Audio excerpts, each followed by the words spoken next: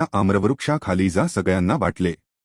कोणीतरी जेवण देईल. श्रीपाद भटांना मात्र स्वामीवर पूर्ण विश्वास होता. ते सगळं काही ठीक करतील याची खात्री होती. श्रीपाद भट सगळ्यांना घेऊन आम्रवृक्षाखाली गेले. तिथे एक सुवासिनी ज्येष्ठ महिला प्रसन्न मुखाने उभी होती.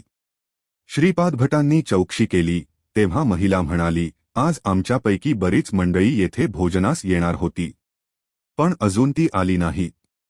सूर्यास्त होतो आहे, त्यामुळे तुम्ही हे सर्व अन्न घेऊन जा. तिने शिजवलेला सर्व स्वयंपाक श्रीपाद भटांना दिला. ते सर्व जेवण घेऊन श्रीपाद भट आणि अन्य भक्त स्वामींकडे जाण्यास निघाले. सगळ्यांनी त्या सुवासिनी महिलेस सोबत येण्याचा आग्रह केला, पण ती म्हणाली, तुम्ही पुढे चला, मी मागाहून दर्शनाला येते. श्रीपाद भटांसह सर्व सेवेकरी भोजन करून तृप्त झाले.